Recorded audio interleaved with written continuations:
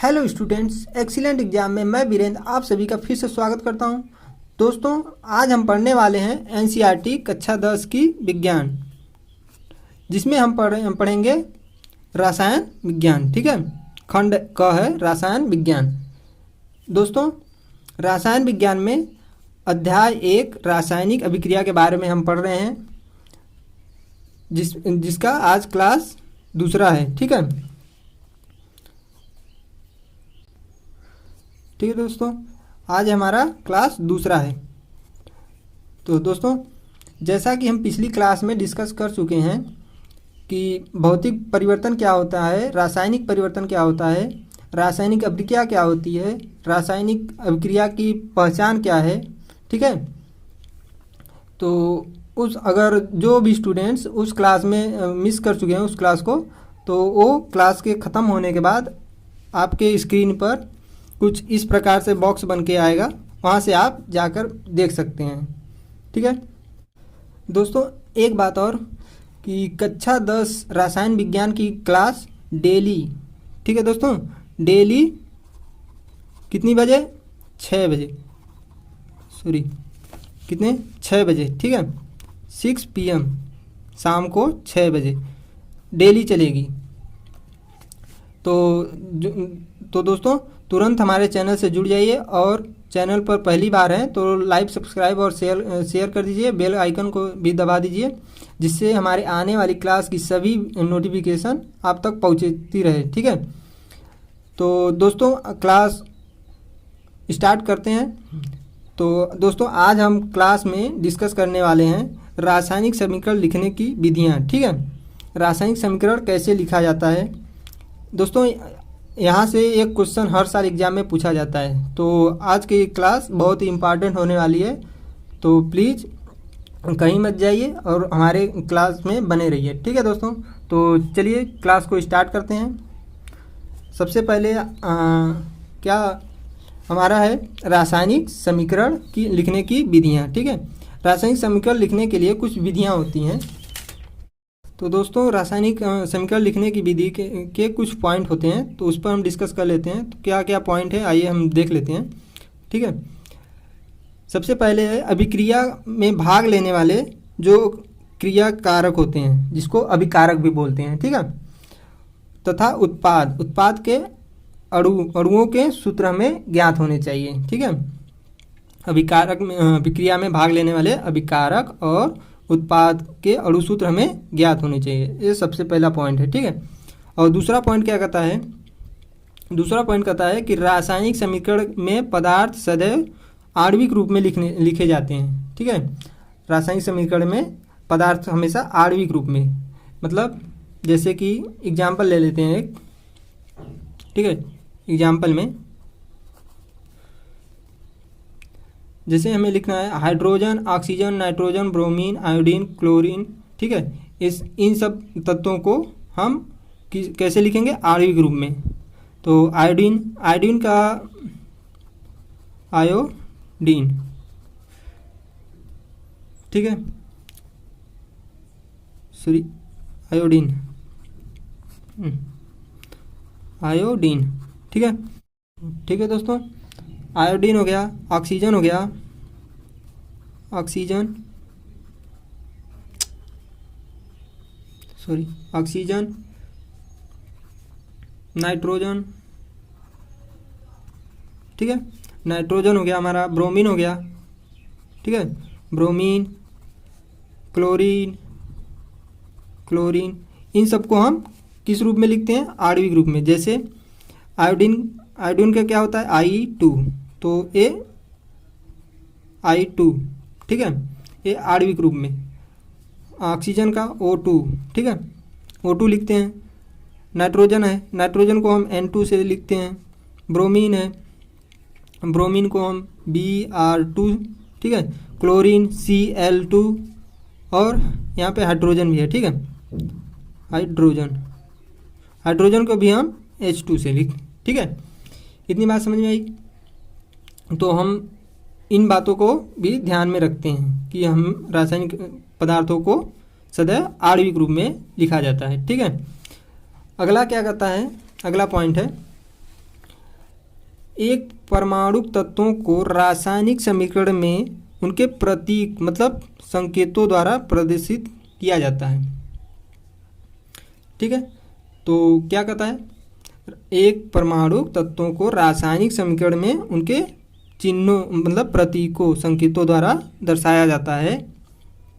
जैसे जैसे क्या कहता है, एग्जाम्पल, ठीक है, एग्जाम्पल में जैसे सोडियम को हम किससे संकेत में, इसका संकेत क्या है, Na, ठीक है, यही ये हमें क्या करना है, संकेतों के रूप में दर्शाया जाता है समीकरण लिखते समय। ठीक है, तो सोडियम अगर बोले तो Na से दर्शाएंगे, अगर पोटेशियम बोल दिया तो K से, मैग्नीशियम बोल दिया तो Mg से, ठीक है, जिंक बोल दिया तो Zn से। ठीक है, फिर आयरन बोल दिया तो Fe से। ठीक है, आयरन, कॉपर बोल दिया तो कॉपर को Cu से। ठीक है, इतनी बात समझ आई कि हमें अगर रासायनिक समीकरण लिखना है तो उसके प्रतीकों द्वारा हम उसे दर्शाते हैं। ठीक, तो दोस्तों आगे बढ़ते हैं, अगला पॉइंट। तो दोस्तों अगला आता है हमारा कि रासायनिक समीकरण लिखना। रासायनिक समीकरण कैसे लिखते हैं, राइट द केमिकल इक्वेशन। ठीक है, तो कैसे लिखा जाता है इसको भी जान लेते हैं। सबसे पहले रासायनिक समीकरण लिखने के लिए जो हमारा क्या होता है, हमारा अभिकारक होता है, अभिकारक तथा उत्पाद के बीच में हम क्या करते हैं, इधर लेफ्ट हैंड साइड, ठीक है, RHS और LHS और RHS। ठीक है, लेफ्ट हैंड साइड में हमारा क्या होता है, अभिकारक, ठीक है, और इधर होता है राइट हैंड साइड में उत्पाद, प्रोडक्ट। ठीक है, तो इनके बीच में हम एक एरो का निशान लगाते हैं अभिकारक से उत्पाद की तरफ। इस एरो का हेड जो होता है, इसे हेड, ये हमेशा उत्पाद की तरफ होता है। ठीक है, लेफ्ट हैंड साइड में अभिकारक होता है और राइट हैंड साइड में हमारा उत्पाद होता है, और इसके बीच में हम एरो से लिखते हैं। ठीक है, दर्शाते हैं। हमेशा एरो का जो हेड होता है ये उत्पाद की तरफ होता है। ठीक है, तो दोस्तों और अभिकारक में जितने भी हम तत्व का प्रयोग करते हैं, ठीक है, जितने भी अणुसूत्र या तत्वों का प्रयोग करते हैं उसके मध्य में हम प्लस का चिन्ह लगाते हैं। जैसे मान लीजिए कोई तत्व हमारा है A, ठीक है, अगला तत्व आया कोई B, तो उसके बीच में हम प्लस से लिखते हैं A और B। ठीक है, अब हमारा मान लीजिए उत्पाद प्राप्त हो रहा है इधर, तो उसके पहले हम क्या करेंगे, इधर एरो लगाएंगे। ठीक है, एरो लगाएंगे, इसके बाद हम लिखेंगे C, हमारा कोई उत्पाद प्राप्त हुआ। ठीक है, फिर अगला कुछ और उत्पाद प्राप्त हुआ होगा, प्रोडक्ट, जैसे कि D। ठीक है, ऐसे हम लिखते हैं, इसके बीच में हम प्लस, अगर उत्पाद भी प्राप्त हो रहा है अलग अलग तो हम उसके भी मध्य प्लस का चिन्ह लगाते हैं। ये बात ध्यान में होनी चाहिए। ठीक है, तो यहाँ तक समझ में आ गया। तो दोस्तों जैसे एक उदाहरण ले लेते हैं, उदाहरण से अच्छे से समझ में आएगा। जैसे हमें दे दिया है कि जिंक की हाइड्रोजन क्लोराइड से अभिक्रिया के फलस्वरूप जिंक क्लोराइड तथा हाइड्रोजन का निर्माण होता है। ठीक है, जिंक हाइड्रोजन क्लोराइड से अभिक्रिया के फलस्वरूप जिंक क्लोराइड तथा हाइड्रोजन प्राप्त होता है। तो सबसे पहले हमें क्या ज्ञात होना चाहिए, सबसे पहला पॉइंट कि जिंक का हमें अणुसूत्र, ठीक है, अणुसूत्र हमें ज्ञात होना चाहिए। तो संकेत इसका क्या, जिंक का Zn। ठीक है, Zn। अगला क्या है, हाइड्रोजन क्लोराइड के साथ अभिक्रिया कराना है।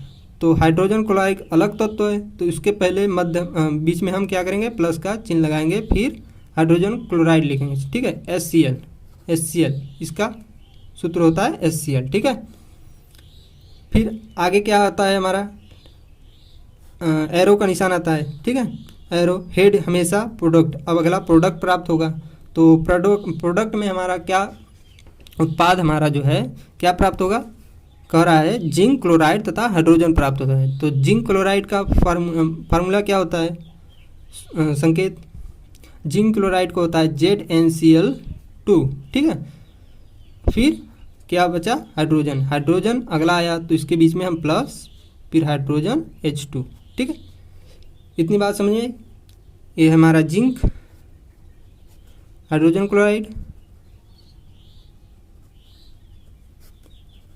हाइड्रोजन क्लोराइड, ठीक है। ये हमारा जिंक क्लोराइड, ठीक है। क्या प्राप्त हुआ, जिंक।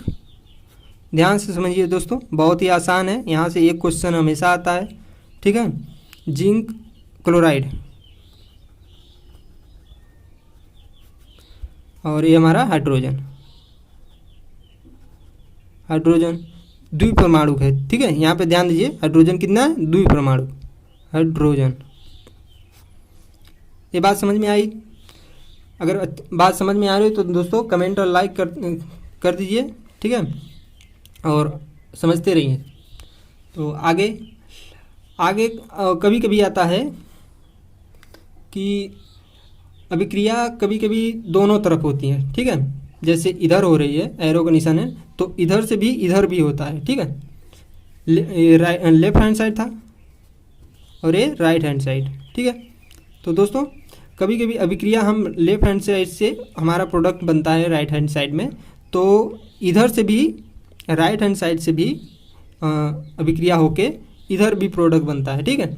तो इसको हम बोलते हैं उत्क्रमणीय अभिक्रिया। क्या बोलते हैं, उत्क्रमणीय अभिक्रिया, ठीक है।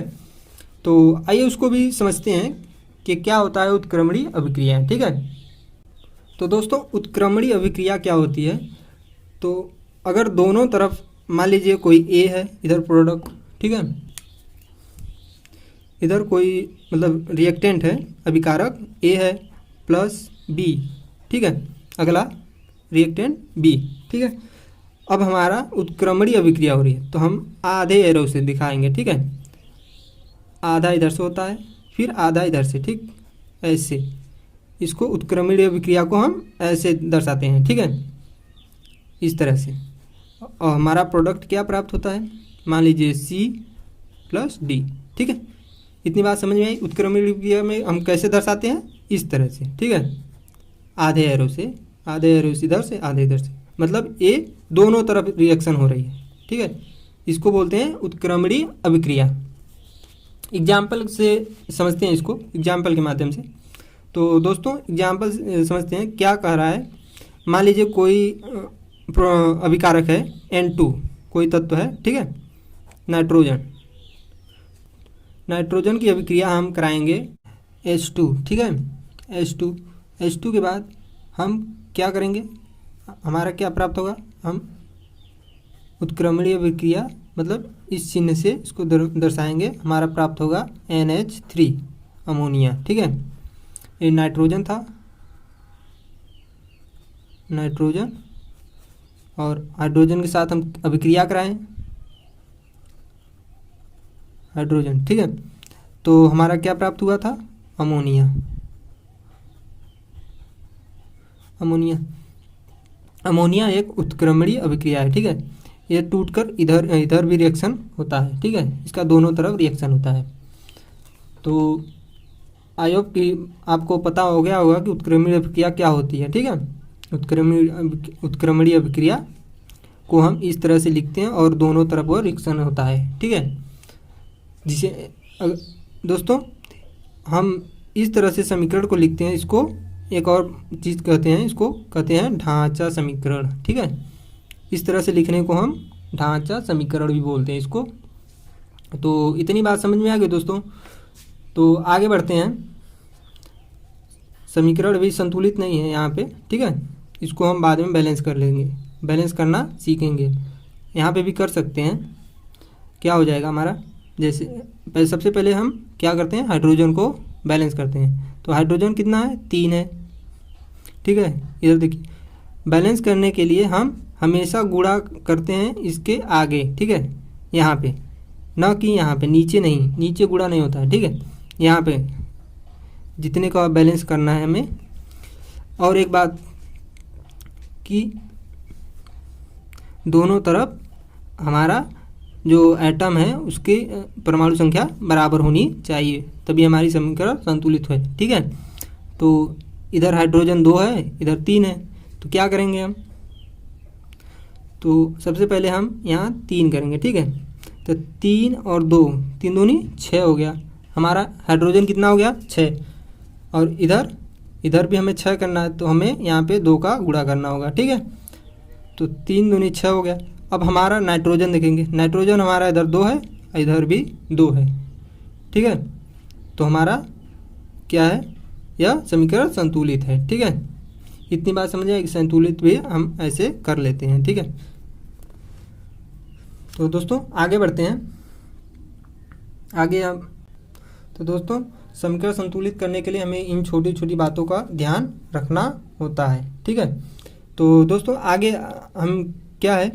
द्रव्य की अविनाशिता का नियम, ये भी एक इम्पॉर्टेंट है कि द्रव्य की अविनाशिता क्या होती है। आइए समझते हैं। कह रहा है किसी रासायनिक अभिक्रिया में अभिकारकों के उत्पादों में परिवर्तन के फलस्वरूप, ठीक है, के फलस्वरूप कोई परमाणु नष्ट नहीं होता और न ही कोई निर्मित होता है। ठीक है, जब कभी अभी अभिक्रिया होती है तो हम अभिकारक और उत्पाद के बनने तक कोई भी परमाणु न तो नष्ट होता है ना ही कोई निर्मित होता है। इसे ही अविनाशिता का नियम को बोलते हैं। ठीक है दोस्तों, कहता है कि यदि रासायनिक समीकरण के दोनों पक्षों में तत्वों के परमाणुओं की संख्या समान नहीं है, ठीक है, दोनों अभी बताए ना कि दोनों परमाणुओं की संख्या बराबर होनी चाहिए। अगर बराबर नहीं है तो हम उसको बराबर कर लेते हैं। ठीक है, समान कर लेते हैं। इतनी बात समझ में आई? इन बातों का भी हमें ध्यान रखना होता है। तो द्रव्य की अविनाशिता का नियम क्या होता है? हमें रिएक्शन कराते हैं तो दोनों तरफ अभिकारक और प्रोडक्ट बनने तक कोई भी परमाणु न तो नष्ट होता है और न ही एक्स्ट्रा कोई बनता है। ठीक है, अगर दोनों पक्षों में कोई भी परमाणु संख्या बराबर नहीं है तो उसको समान कर लेते हैं। ठीक है, उसको बराबर कर लेते हैं। तो इतनी बात समझ में आई दोस्तों? तो आइए एक उदाहरण से समझते हैं इसको कि समीकरण को कैसे संतुलित किया जाता है। और दोस्तों दोनों पक्षों में अगर समान हो गया, ठीक है, परमाणु संख्या समान होगी तो वही हमारी समीकरण संतुलित हो जाती है और इसे ही समीकरण संतुलन कहलाता है। ठीक है, संतुलित समीकरण कहलाता है। तो एग्जाम्पल से समझते हैं इसको। एग्जाम्पल क्या कहता है? मैग्नीशियम का वायु में दहन करने पर मैग्नीशियम ऑक्साइड का निर्माण होता है। ठीक है, मैग्नीशियम का वायु के साथ। तो सबसे पहले हम मैग्नीशियम का प्रतीक चिन्ह क्या होता है? फार्मूला मैग्नीशियम का होता है Mg। ठीक है, Mg। और ऑक्सीजन का होता है, फिर हम प्लस लगाएंगे, लिखेंगे ऑक्सीजन का O2 होता है। फिर क्या करेंगे? एरो लगाएंगे। ठीक है, एरो का निशान लगाएंगे। फिर हमारा क्या बनेगा? Magnesium oxide MgO। ठीक है, इतनी बात समझ में आई दोस्तों? तो हम क्या करेंगे? यह अभी हमारा समीकरण संतुलित नहीं है, यह असंतुलित समीकरण है, तो इसको हम संतुलित करेंगे। तो इसमें हम देखते हैं कि मैग्नीशियम का एक परमाणु है। ठीक है, इधर भी एक परमाणु है, यानी मैग्नीशियम तो बैलेंस है। लेकिन ऑक्सीजन के 2 परमाणु है और इधर इस साइड एक ही परमाणु है। ठीक है, तो क्या करेंगे हम? ऑक्सीजन को बैलेंस करना है। तो दोस्तों अगर हम मैग्नीशियम को बराबर करना है तो अगर हम दोनों साइड मैग्नीशियम यहाँ पे 2 और यहाँ पे भी 2 लिख दें तो दोनों साइड बराबर हो जाएगा। ठीक है, देखिए मैग्नीशियम भी 2 परमाणु है, हो गया। मैग्नीशियम का 2 परमाणु इधर भी हो गया और ऑक्सीजन का भी 2 परमाणु हो गया। ठीक है, तो ये हमारा संतुलित समीकरण है, इसे संतुलित समीकरण बोलते हैं। ठीक है, तो दोस्तों इतनी बात समझ में आ गई होगी, आई होप कि आपको अच्छे से समझ में आ रहा होगा। अगर आ रहा है अच्छे समझ में तो लाइक बनता है, ठीक है। तो प्लीज़ लाइक सब्सक्राइब और शेयर कर दीजिए फटाफट। तो दोस्तों आगे चलते हैं, ठीक है। आगे चलते हैं, आगे क्या है, रासायनिक समीकरण को संतुलित करने के लिए आगे है रासायनिक समीकरण को संतुलित करने के लिए कुछ विधियाँ होती हैं, ठीक है। रासायनिक समीकरण को संतुलित करने के लिए कुछ विधियाँ होती है। तो हम वह विधि कौन कौन सी है आइए देख लेते हैं। पहला है रासायनिक समीकरण को संतुलित करने के लिए पहला होता है जांच विधि, ठीक है। जांच एवं त्रुटि विधि।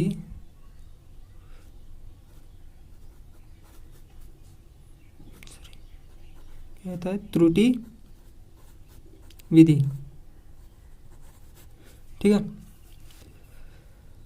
तो पहला क्या होता है, जांच एवं त्रुटि विधि। दूसरा क्या है, आंशिक समीकरण विधि। आंशिक समीकरण विधि, ठीक है। तीसरा क्या है, तीसरा होता है संयोजक विधि, ठीक है। संयोजक विधि। और चौथा है आयनिक समीकरण विधि, ठीक है। आयनिक समीकरण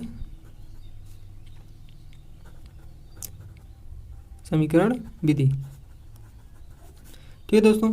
तो समीकरण को संतुलित करने के लिए इतनी विधियां होती है, जांच एवं त्रुटि विधि, आंशिक समीकरण विधि, संयोजक विधि और आयनिक समीकरण विधि, ठीक है। तो सबसे हमें केवल पढ़ना है जांच एवं त्रुटि विधि से, ये सब बाकी हम अगली कक्षा में आगे पढ़ना है। ये सब हमें यहाँ पे नहीं पढ़ना है, ठीक है। तो केवल यही पढ़ना है। तो हम यही सीखेंगे कि जांच एवं त्रुटि विधि से समीकरण को संतुलित करना आगे सीखेंगे, ठीक है। तो आज के लिए दोस्तों बस इतना ही, आगे मिलते हैं नेक्स्ट क्लास में। तब तक के लिए bye bye, take care and जय हिंद जय भारत।